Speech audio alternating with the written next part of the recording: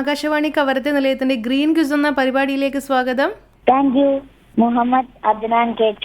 അദ്നാൻ, ഇതിനു മുമ്പ് ഗ്രീൻ ക്വിസിൽ പങ്കെടുത്തിട്ടുണ്ടായിരുന്നോ? നേരത്തെ പങ്കെടുത്തിട്ടുണ്ടോ? യെസ്. അതെന്നായിരുന്നു? 2ാം ക്ലാസ് പഠിക്കുമ്പോ. 2ാം ക്ലാസ് പഠിക്കുമ്പോ. ഇപ്പൊ ഏത് ക്ലാസ്സിലാണ്? 5ാം ക്ലാസ്. ഇപ്പൊ 5-ല്. ഓ.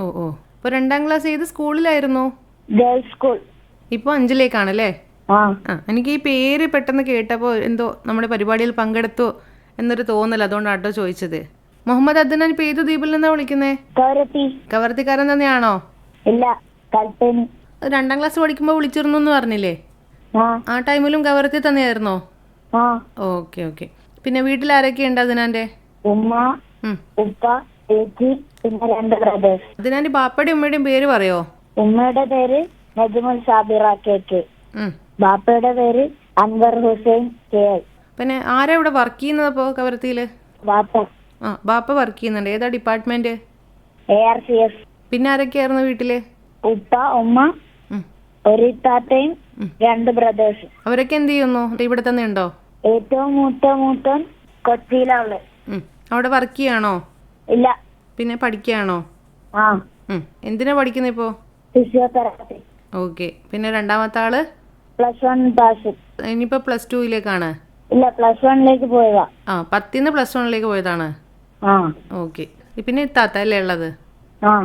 ഇത്താത്ത എന്ത് ചെയ്യുന്നു? ഇപ്പൊ ഡിഗ്രി 3rd ഇയർ കഴിഞ്ഞതാ. അപ്പൊ കുഞ്ഞനിയനാണ് അദ്നാൻ അല്ലേ? അതിന്റെ കുറുമ്പൊക്കെ ഉണ്ടോ കയ്യില്? ചെറുതായിട്ട്. അദ്നാൻ എങ്ങനെയാ ചെറുതെന്ന് വളർന്ന സമയത്ത് എല്ലാവരും ഭയങ്കരമായിട്ട് ഓമനിച്ച് ലാളിച്ചൊക്കെയാണോ വളർത്തിയത്? അപ്പൊ ഏറ്റവും കൂട്ട് ആരുമായിട്ടായിരുന്നു? ഇപ്പൊ 2 ബ്രദേഴ്സ് ഉണ്ട്, ഒരു സിസ്റ്റർ ഉണ്ട് അല്ലേ? സിസ്റ്ററിന്റെ കൂടെ. സിസ്റ്ററിനോടായിരുന്നു ഏറ്റവും കൂട്ട്? അതെ. ഏറ്റവും കൂടുതൽ ഇഷ്ടപ്പെട്ട എന്ത് കാര്യമാണ് സിസ്റ്ററിൽ നിന്നുള്ള? എന്നോട് കളിക്കും. അതുകൊണ്ടാണ് കൂടുതൽ ഇഷ്ടപ്പെട്ടെ? ആ സിസ്റ്ററിന്റെ പേരെന്ന് പറയോ? ആദിയ ഷെറിൻ. അതെ. ഇപ്പൊ ഡിഗ്രി ഫൈനൽ ഇയർ അല്ലേ? അതെ. ഓക്കെ. അപ്പൊ എങ്ങനെയാ സാധാരണ നമ്മുടെ ക്വിസ് പരിപാടിയിലേക്ക് പങ്കെടുക്കാറുണ്ടോ? അതിനാ നമ്മുടെ പരിപാടിയിൽ പങ്കെടുത്ത ആളാണല്ലേ? അതെ. അപ്പൊ ഇത് എങ്ങനെയാന്നൊക്കെ ഞാൻ പറഞ്ഞു തരേണ്ട ആവശ്യമൊന്നുമില്ലല്ലോ, എല്ലാം അറിയാലോ? അറിയാം. ഓക്കെ. അപ്പൊ നമ്മൾ ആദ്യത്തെ ചോദ്യത്തിലേക്ക് തന്നെ പോവാല്ലേ? ഫസ്റ്റ് ക്വസ്റ്റ്യൻ ഇതാണ്: ലോകത്തിലെ ഏറ്റവും ഉയരം കൂടിയ കൊടുമുടി ഏതാണ്? Mount Everest. ഉത്തരം ശരിയാണ്. Very good. സമുദ്രനിരപ്പിൽ നിന്ന് ഏകദേശം 8849 മീറ്റർ ഉയരത്തിലാണ് ഈ കൊടുമുടി സ്ഥിതി ചെയ്യുന്നത്. ഏഷ്യയിലെ ഹിമാലയൻ പർവ്വതനിരകളിൽ നേപ്പാളിനും ടിബറ്റിനും, അതായത് ചൈനയ്ക്കും ഇടയിലുള്ള അതിർത്തിയിലാണ് ഇത് സ്ഥിതി ചെയ്യുന്നത്.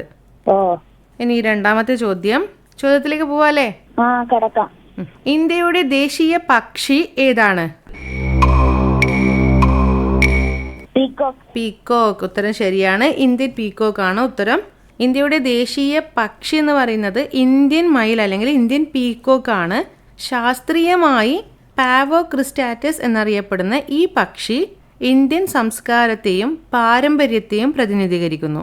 1963 ഫെബ്രുവരി 1-നാണ് മയിലിനെ ഇന്ത്യയുടെ ദേശീയ പക്ഷിയായി ഔദ്യോഗികമായി പ്രഖ്യാപിച്ചത്. കിട്ടിയോ? ഓക്കെ. നമുക്ക് 3ാമത്തെ ചോദ്യം ഇതാണ്: കമ്പ്യൂട്ടറിന്റെ തലച്ചോർ എന്ന് അറിയപ്പെടുന്നത് എന്താണ്? CPU. ഉത്തരം ശരിയാണ്. CPUന്റെ ഫുൾ ഫോം എന്താ? Very good. കമ്പ്യൂട്ടറിന്റെ തലച്ചോർ എന്നറിയപ്പെടുന്നത് CPU-നെയാണ്, അതായത് സെൻട്രൽ പ്രോസസ്സിംഗ് യൂണിറ്റിനെയാണ്. മനുഷ്യന്റെ തലച്ചോറ് ശരീരത്തിന്റെ എല്ലാ പ്രവർത്തനങ്ങളെയും നിയന്ത്രിക്കുന്നത് പോലെ തന്നെ കമ്പ്യൂട്ടറിലെ ഡാറ്റ പ്രോസസ്സ് ചെയ്യാനും നിർദ്ദേശങ്ങൾ നടപ്പിലാക്കാനും മറ്റ് ഭാഗങ്ങളെ നിയന്ത്രിക്കാനും ഈ CPU വളരെയധികം സഹായിക്കുന്നുണ്ട്. ഓക്കെ. ഇനി 4ാമത്തെ ചോദ്യത്തിലേക്ക് പോവാല്ലേ? 4th ക്വസ്റ്റ്യൻ: പിങ്ക് സിറ്റി എന്നറിയപ്പെടുന്ന ഇന്ത്യൻ നഗരം ഏതാണ്? ജയ്പൂർ. ഉത്തരം ശരിയാണ്. Very good. ജയ്പൂർ എവിടെയാണുള്ളത്? ഏതാ സംസ്ഥാനം? രാജസ്ഥാന്റെ തലസ്ഥാനമാണല്ലേ ജയ്പൂർ?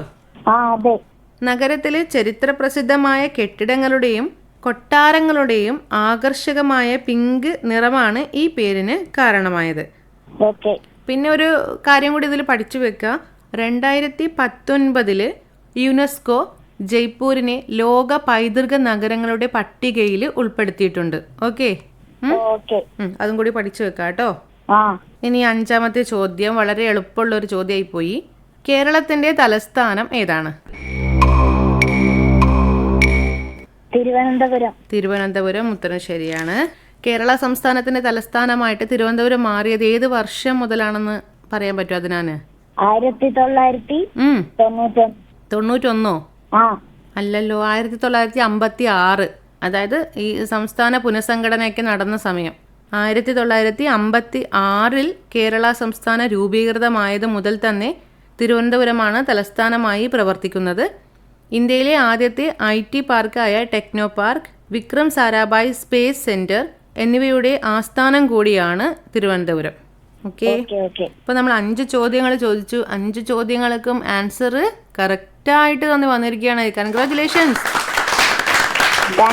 നമുക്കിനി 5 ചോദ്യങ്ങൾ കൂടി അവശേഷിക്കുന്നുണ്ട്. ഇനി ചോദിക്കണോ 5 ചോദ്യങ്ങൾ? ചോദിക്കണം. അതിനാണ് ക്വിസൊക്കെ ഭയങ്കരമായിട്ട് ഇഷ്ടമാണോ? ഇഷ്ടമാണ്. എങ്ങനെ സാധാരണ പഠിക്കല്? നിങ്ങളിപ്പോൾ നമ്മുടെ സ്കൂളിലെ സിലബസിനനുസരിച്ചിട്ട് പഠിച്ചു പോവാണോ, അല്ല എക്സ്ട്രാ ആയിട്ട് ക്വിസിനായിട്ട് പഠിക്കുന്നുണ്ടോ? ക്വസ്റ്റ്യൻസ് യൂട്യൂബിൽ കാണാൻ തരും, പിന്നെ എഴുതിയും തരും പഠിക്കാനായിട്ട്. അങ്ങനെ പഠിക്കാറുണ്ട്. അപ്പൊ ഏത് ക്ലാസ് മുതലാണ് അതിനാണ് അങ്ങനെ പഠിച്ചു തുടങ്ങിയത് ക്വസ്റ്റ്യൻസ് ഒക്കെ? 1ാം ക്ലാസ് മുതൽ. 1ാം ക്ലാസ് മുതൽ പഠിക്കുന്നുണ്ടോ? അതെ. ആഹാ, very good very good. Okay, അപ്പോൾ അടുത്ത 6ാമത്തെ ചോദ്യത്തിലേക്ക് പോവാണ്.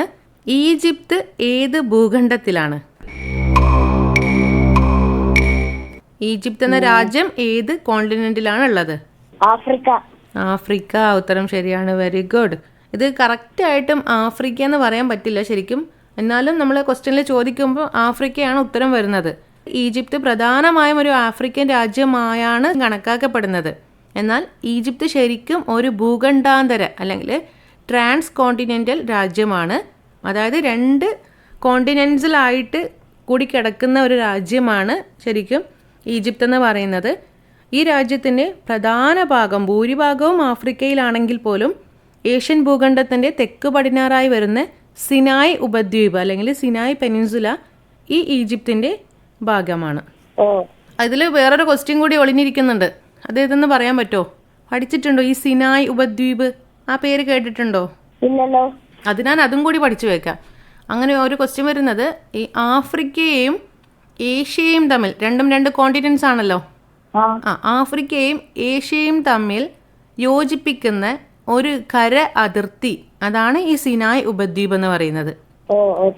ആ സിനായ് ഉപദ്വീപ് ഉള്ളത് ഈജിപ്ത് എന്ന രാജ്യത്തിലാണ്. ഇനി 7ാമത്തെ ചോദ്യം.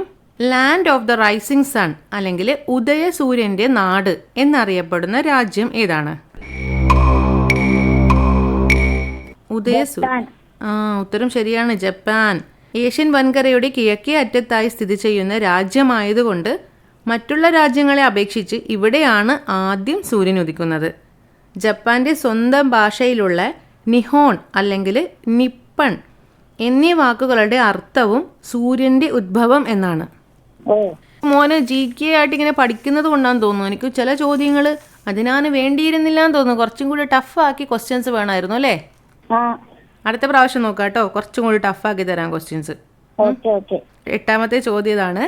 ഭൂമിയുടെ ഏക പ്രകൃതിദത്ത ഉപഗ്രഹം ഏതാണ്? അതായത് what is the only natural satellite of the earth? ഉത്തരം ശരിയാണ്. Very good. വേറെ ഏതെങ്കിലും നാച്ചുറൽ സാറ്റലൈറ്റ് ഭൂമിക്കുണ്ടോ? ഇല്ല. നാച്ചുറൽ അല്ലാതെയുള്ള സാറ്റലൈറ്റ്സ് ഉണ്ടോ? അറിയില്ല. മുമ്പ് പറഞ്ഞത് കറക്റ്റാണ്. നാച്ചുറൽ സാറ്റലൈറ്റ് ആയിട്ട് ഭൂമിക്ക് ചന്ദ്രൻ മാത്രമേ ഉള്ളൂ. എന്നാൽ മനുഷ്യനിർമ്മിതങ്ങളായിട്ടുള്ള ഉപഗ്രഹങ്ങൾ ഒരുപാട് ഭൂമിക്കുണ്ട്.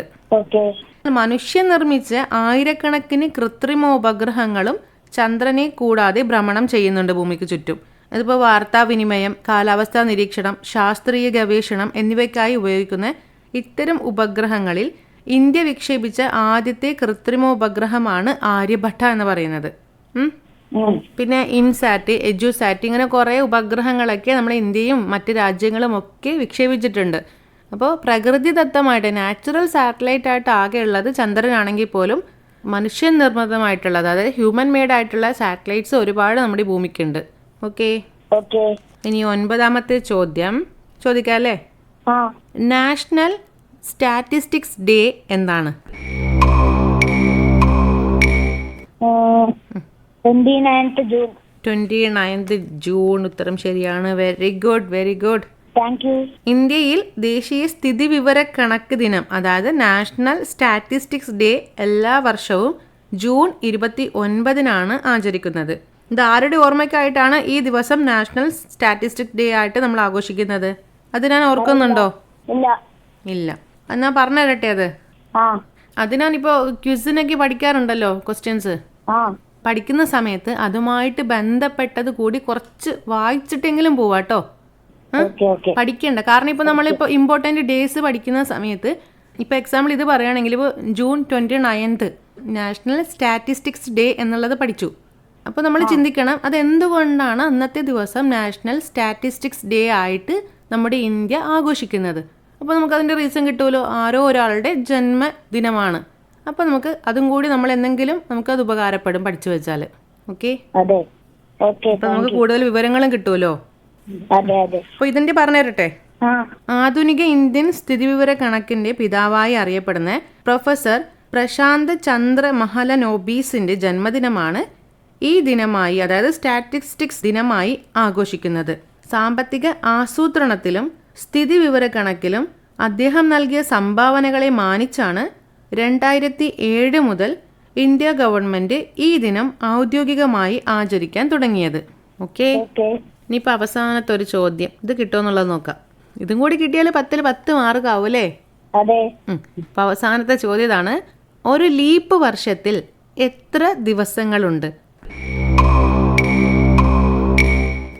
366. Very good. 366. അപ്പം നമ്മൾ സാധാരണ നോർമൽ ഇയേഴ്സ് എത്ര ദിവസമാണ്? 365. ഈ ലീപ്പ് ഇയറിൽ ഒരു അധിക ദിവസമായിട്ട് വരുന്നത് ഏത് മാസത്തിലാണ്? ഫെബ്രുവരി. Very good, very good. അപ്പോൾ ഇതിൻ്റെ കാൽക്കുലേഷൻ അതിനാണ് പറയാൻ പറ്റുമോ?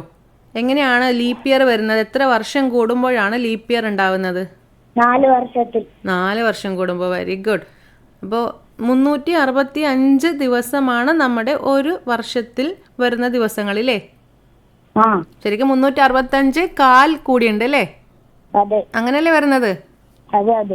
365 ദിവസം പ്ലസ് ഒരു കാൽ ദിവസം കൂടി, ഇങ്ങനെ ഒരു 4 കാൽ ദിവസങ്ങൾ കൂടിയിട്ടാണ് ഒരു അധിക ദിവസമായിട്ട് ലീപ്പ് ഇയറിൽ വരുന്നത്, 4ാമത്തെ വർഷം.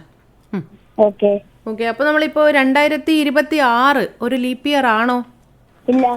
ഇല്ല. ഇനിയിപ്പോൾ ലീപ്പ് ഇയർ എന്നാ വരുന്നത്? ഏതാ ലീപ്പ് ഇയർ വരാ? 2028. ഉറപ്പാണോ? ആണെന്ന് തോന്നുന്നു. ആണ്. 2028 ലീപ്പ് ഇയർ ആണ്. ഇതിന് മുമ്പാണെങ്കിൽ 2024 ലീപ്പ് ഇയർ അല്ലേ? അതെ. അപ്പോൾ അതിന് മുമ്പാണെങ്കിലോ? 2024 മുമ്പത്തെ ലീപ്പ് ഇയർ ഏതായിരുന്നു? 2020. Very good. ഇനി 2028 കഴിഞ്ഞാലോ ലീപ്പ് ഇയർ ഏതാ? 2032. Very good Adnan. Thank you thank you. ഇത് നോക്കി നമ്മളിപ്പോൾ 10 ചോദ്യങ്ങൾ ചോദിച്ചു, 10 ചോദ്യങ്ങൾക്ക് ആൻസർ കറക്റ്റ് ആണ്. Very good, very good. Thank you very much. കഴിഞ്ഞ പ്രാവശ്യം ഗ്രീൻ ക്വിസിൽ പങ്കെടുത്തപ്പോൾ എത്ര മാർക്ക് കിട്ടിയിരുന്നു? ആകാശവാണിയിലാ പങ്കെടുത്ത്. ആകാശവാണിയിലോ? അതെ അതെ. ഗ്രീൻ ക്വിസ് എന്ന പരിപാടിയിൽ പങ്കെടുത്തിരുന്നോ? ഇല്ല. അപ്പോൾ അതിനെ നമ്മൾ ഫസ്റ്റ് സംസാരിച്ചപ്പോഴൊക്കെ പറഞ്ഞില്ലേ അതിനാൻ ഇതിനു മുമ്പ് ഗ്രീൻ ക്വിസിൽ പങ്കെടുത്തിരുന്നു എന്ന് 2ാം ക്ലാസ്സിൽ പഠിക്കുമ്പോൾ? എന്നെ പാട്ട് പാടിച്ചു, ക്വസ്റ്റ്യൻ ചോദിച്ചില്ല. അത് ഇമ്മിണി വലിയ ലോകത്തിലാണോ പങ്കെടുത്തത്? അതെ. അങ്ങനെ പറ. ഇമ്മിണി വലിയ ലോകത്തിൽ. എനിക്ക് ഈ പേര് നല്ല ഓർമ്മയുണ്ട്. അപ്പോൾ ഇമ്മിണി വലിയ ലോകത്തിലായിരുന്നു പങ്കെടുത്തത് അല്ലേ? മാറിപ്പോയതാ. അത് കുഴപ്പമില്ല, കുഴപ്പമില്ല. അപ്പോൾ എന്തായാലും നല്ല രീതിയിൽ പരിപാടിയിൽ പങ്കെടുത്തു, ഫുൾ മാർക്ക് നേടിയിട്ടുണ്ട്. ഇനിയും ഒരുപാട് ഉയരങ്ങളിലേക്ക് എത്തട്ടെ. നന്നായിട്ട് പഠിക്കാട്ടോ. ഓക്കെ. പിന്നെ എങ്ങനെ സ്കൂളൊക്കെ തുറന്നില്ലേ? തുറന്നു. ഏത് സ്കൂളിലാണ്? GJBS സൗത്ത് സ്കൂളിൽ 5ാം ക്ലാസ്സിൽ. അതെ അതെ. അപ്പോൾ ആ സ്കൂളിലെ അവസാന വർഷവും കൂടിയാണിത്. യെസ്. ക്ലാസ് ഒക്കെ സ്റ്റാർട്ട് ചെയ്തോ? എങ്ങനെ ടെക്സ്റ്റ് ബുക്കൊക്കെ കിട്ടിയോ? എല്ലാ പുസ്തകവും കിട്ടി. അപ്പോൾ പഠിക്കാനും തുടങ്ങിയോ? തുടങ്ങി. അപ്പോൾ റെഗുലർ ക്ലാസ് ഒക്കെ സ്റ്റാർട്ട് ചെയ്തു അല്ലേ? വീട്ടിലെല്ലാവരോടും അന്വേഷണം പറയാ. 10ൽ 10 മാർക്കും കിട്ടിയിട്ടുണ്ട്. നല്ല മിടുക്കനാണ്. ഇനിയും ഇതേപോലെ തന്നെ നല്ല രീതിയിൽ പഠിച്ചു മുന്നോട്ട് പോവാട്ടോ. Thank you. ഓക്കെ. എല്ലാവിധ ആശംസകളും. Thank you. എന്നെ വിളിച്ചതിന് നന്ദി. എങ്ങനെ സന്തോഷമായോ ഫുൾ മാർക്ക് കിട്ടിയപ്പോ? വളരെ സന്തോഷമായി. Okay Adnan. Thank you. Bye. Bye. Phoning പ്രശ്നോത്തരി ഗ്രീൻ ക്വിസ്.